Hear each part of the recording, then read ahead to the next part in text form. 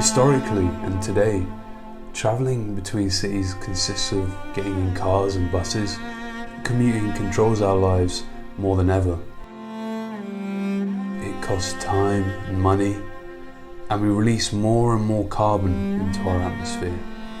This release of carbon directly affects the fast rise in sea levels and our rapidly changing coastlines. The New Scientist reports that sea levels will rise by 2 meters every century for the next 1,000 years, resulting in a 20-meter rise by the year 3000.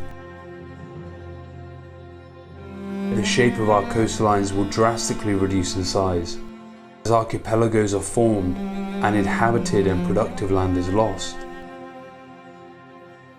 If we look towards the Dutch Frisian Islands, we see that the geology of these islands and the way they have interacted with the rising sea levels over time is very much how our coastlines here in Britain may look in the future. Over the past millennia, the rising sea is eating up the residences and settlements that were built as static entities on these islands. Can we learn from the Dutch Frisian Islands? Can we build our settlements to be impermanent?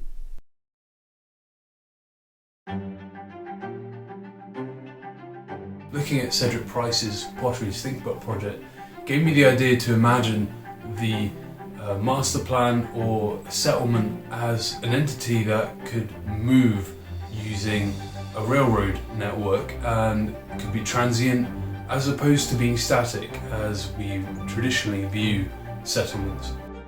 What if these homes could be picked up and moved, reflecting the condition of our ever-changing landscape? The northeast will be particularly affected by this unprecedented change in geology. Huge swathes of land will be lost, and by the end of this century, over 300,000 people will be made climate refugees. What if our homes could be built upon the existing railway networks that span our landscapes? Existing railway lines will form primary connection routes, like a main road.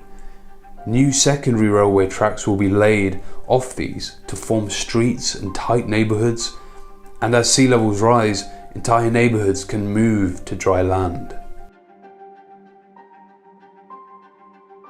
Residences, community amenities and utilities will be assembled from modular units. This modularity will serve the purpose of allowing extensions and attachments to fix to the housing units as a way of future-proofing.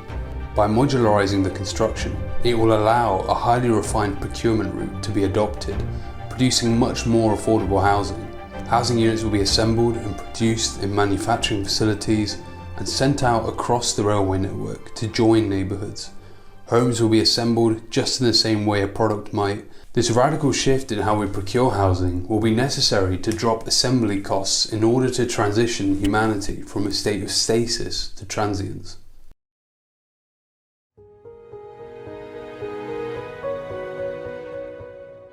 The next 1,000 years will see the massive erosion of the British Isles, just as we've seen in the Dutch Frisian Islands. Climate change will force us to change the way we perceive movement and living, just as COVID-19 has forced us to change the way we live and work. Our settlements will become transient as opposed to static, to reflect the condition of our changing coastlines. I believe the future of transport in the UK will involve the movement of our homes and even settlements, allowing the formation of impermanent towns and neighbourhoods. Finally, the impermanence of landscape will be reflected within our architecture. Welcome to the Great Northern Migration Line.